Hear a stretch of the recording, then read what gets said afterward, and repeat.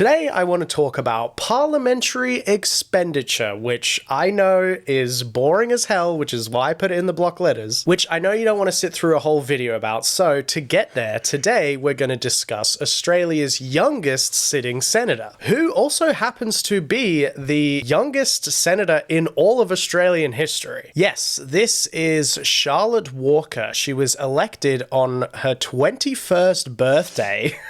And she is a Labor senator for South Australia. Here she is wearing the iconic Labor red with a description that describes a pretty average 21-year-old, I'd say. You know, she likes netball, she had a job at the local supermarket, down here she mentions building Lego and playing Minecraft. Obviously, those are typical for your average 21-year-old. The only thing is your average 21-year-old is not a sitting senator. So from what I can tell from media coverage of her role in the Senate, she seems to want to focus on things like mental health, the prevention of domestic violence, and as I mentioned, she worked for a union. Those are all issues that I do personally find important, and I'm glad that there's someone in the Senate who's going to highlight those kinds of issues. But I do want to pump the brakes for a second and acknowledge that a 21-year-old senator is kind of astounding. I think most people who are in their 40s or 50s would find the concept of a 21-year-old senator just absolutely ridiculous. And she definitely has a lot of detractors, let's just say, which we're going to cover later in the video. But I do want to give my opinion on this kind of like elected at 21 phenomenon. So I don't really have a problem with a senator or a politician being young or old, frankly. The most important question to me is how able and capable are you of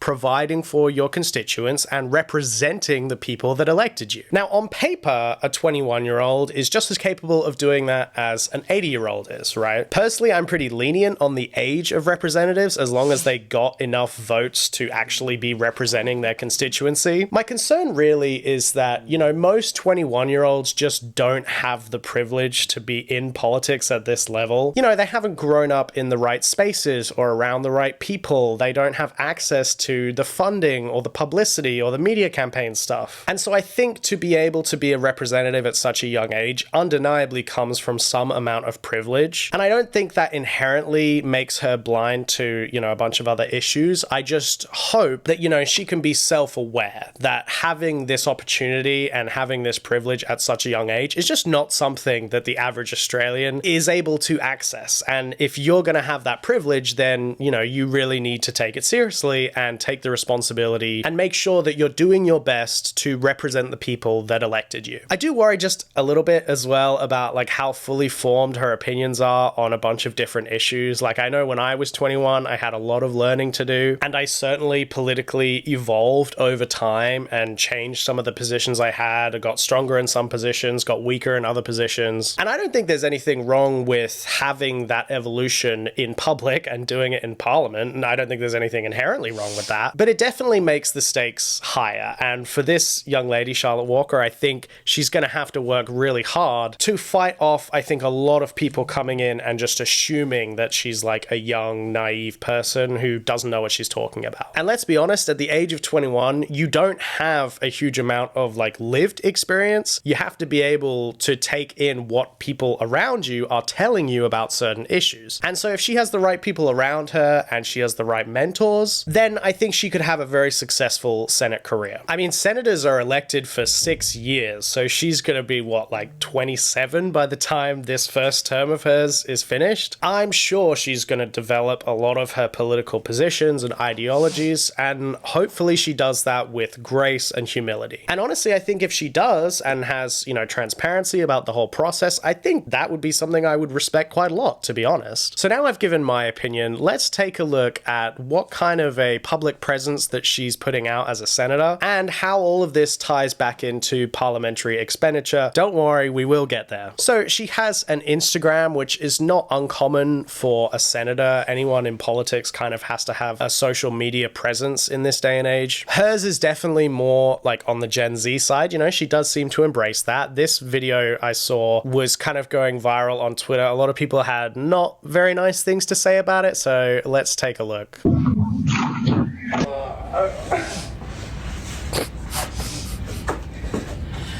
My name's Charlotte Walker. I'm a senator and I'm 21 years old. This is your sign to drink water, to eat your vegetables, to get a good night's sleep, to slay, and most importantly, to follow me. Now that's Gen Z for you. Oh boy, she's representing. As you can see, there's already some dissent, you might call it, in the comments. This is a great advertisement to not vote for Labour. Someone says embarrassing, another person says our taxpayer dollars at work. You know, this is typical when you have a very public-facing person who's Gen Z. I mean, it really is. This person describes it as baiting boomers for engagement, and it works, which I kind of think is accurate. And hey, look, she just got elected, right? She has a democratic mandate, so go ahead. I mean, post weird stuff like this and do all the Gen Z stuff. I think it's fine. If anything, I think you have no other choice than to embrace the Gen Z nature of who you are, right? Because if you're Gen Z, you can't be anything else, right? I mean, this is more authentic, I think, than if she was pretending to, you know, act like a fully grown-up adult senator. Do you know what I mean? Like, she is 21, and so she's gonna post stuff like this. I think it's fine. But there's a lot of older voters, particularly ones that are online and on Twitter, that are not very happy with her presence in Parliament. And again, just not very happy with the concept of like a 21-year-old senator. But the latest outrage towards Charlotte has been her quarterly parliamentary expenditure. See, I told you we'd get there in the end. You see, every quarter, a parliamentary body known as the Independent Parliamentary Expenses Authority releases an expenditure report for every member of parliament, including newly elected 21-year-old senators. And of course, the outrage online stems from the fact that in 3 months, from July to September of 2025, Charlotte Walker had a total expenditure of $78,000. So she had to be reimbursed or paid out 78 grand from taxpayer money so she could pay for things like, I don't know, office supplies and maybe trips for Senate duties and stuff like that. Now, on the surface, $78,000 might sound like quite a freaking lot, and clearly people on Twitter thought so too. This seems to be the post that sort of sent everything to go really viral. This is Australians versus the agenda. Australia's youngest senator, Charlotte Walker, 21, has claimed more than $78,000 in expenses during her first 3 months in Parliament. And of course, we have conservative political commentators not very happy. You've got to be joking. This young lady is barely old enough to have graduated from university and is already running up senior partner level expenses. This is not good value for the taxpayer. Here we go. 3 months in, 78,000. She's perfect for Parliament. Obviously using like an unflattering photo. Doesn't take them long to learn the Labour way. 21-year-old Senator Walker spent 78k of taxpayer money in 3 months. He says on God knows what, maybe TikTok videos. She's got the highest budget TikTok videos in all of the Australian Senate.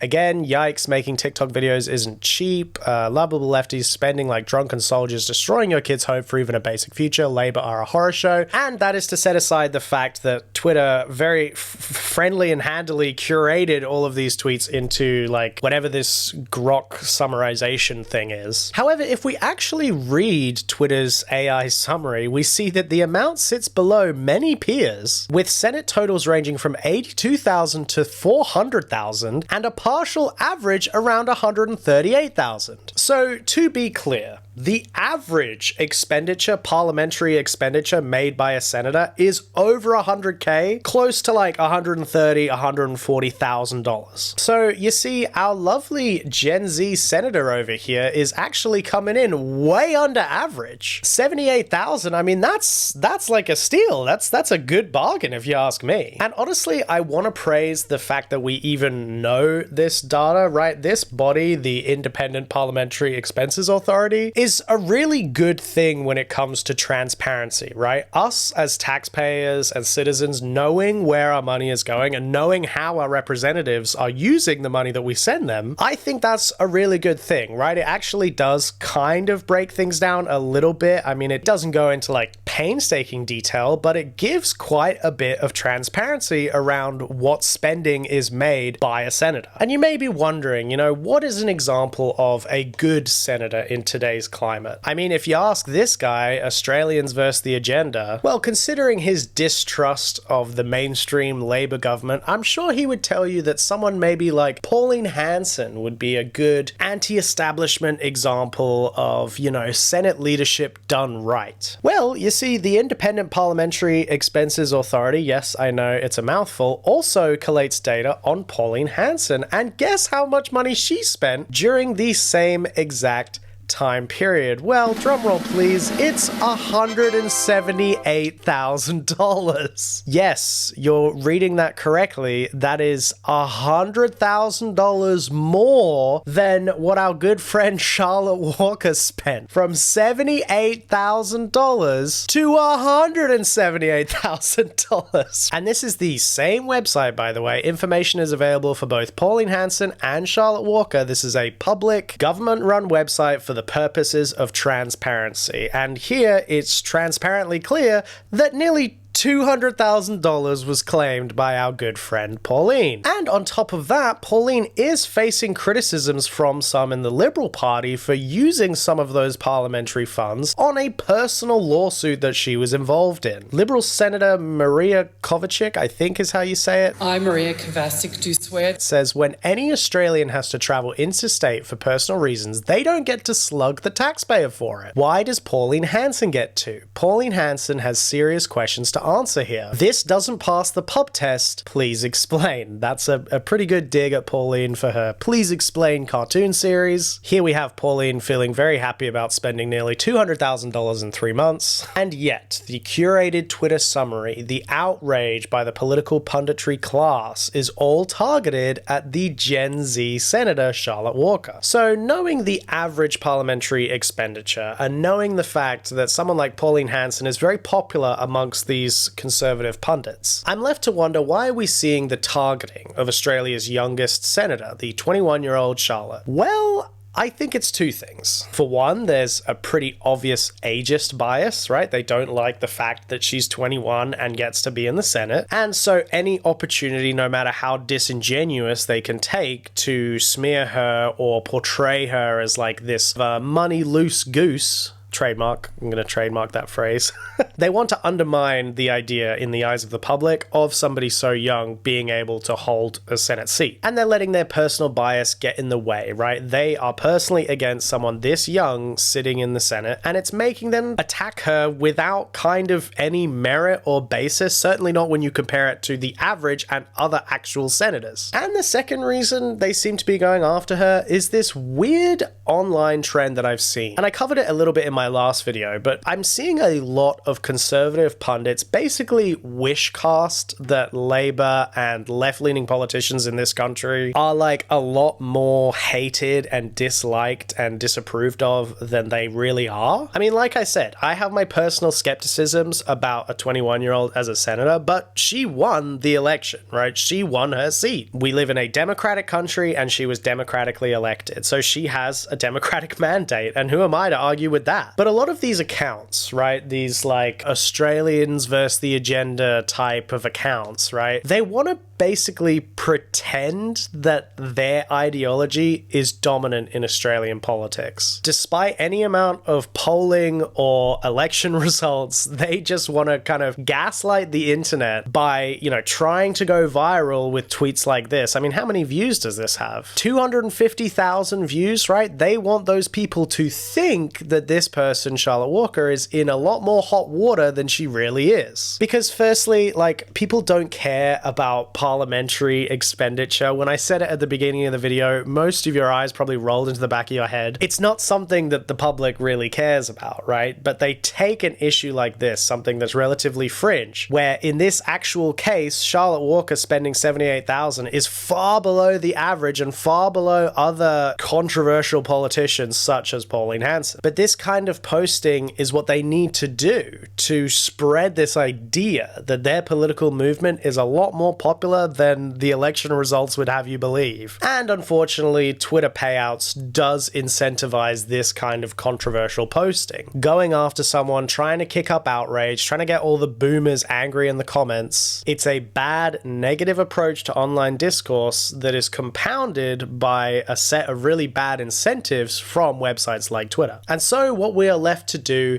is come out and make videos like this, debunk this kind of pseudo misinformation, because they're not wrong about the dollar amount of expenditure that she had. They're just not placing it correctly in the context. You exist it in the context. Because unfortunately, I think they want you to be without context. You're too online, okay? You've lost context. They want to tell you how to think as opposed to presenting you with the situation and letting you make up your mind, right? That's what I want to do. I want to talk about this stuff. I think you and I could have totally different opinions, and that's okay. I just like to get up here and discuss this kind of stuff. I find it interesting. I find it fascinating. I think the idea of a 21-year-old senator is just a very interesting concept, and I'm very curious to see how it all plays out. But I'm certainly not down to take cheap shots and make it out like she's doing an awful job and doing the wrong thing when there's not really evidence to back that up. But ultimately, I will be keeping an eye on Charlotte Walker because I do find her role in the Senate to be very interesting, and I'm very curious to see where it goes. But yeah, that's basically that story. I wanted to break it down. Hopefully we got into all the nooks and crannies and really explored this idea of parliamentary expenditure and explaining that it's not so crazy to see that a senator has spent $100,000, because a lot of the time, many Australian senators spend far in excess of that. And is that something that one day we could talk about, potentially trying to reduce that across the board? Sure. But for now, I think it's important for us to remember not to get all up in arms whenever we see one headline about someone that we're already supposed to be predisposed to be distrustful of. I think in the meantime, we should respect the fact that Charlotte was democratically elected and give her a chance to see if she can please the constituents who elected her. But until next time, Charlotte, is there anything you'd like to remind the audience to do? To get a good night's sleep, to slay. Okay, that's fantastic. Well, I hope you guys take that advice, and until next time, go ahead and like and subscribe. You'll definitely want to come back next time to see what I got cooking up here. Some fun stuff coming, and I can't wait to get on with it. So I'll see you next time. Thanks for stopping by. Stay weird. Cheers.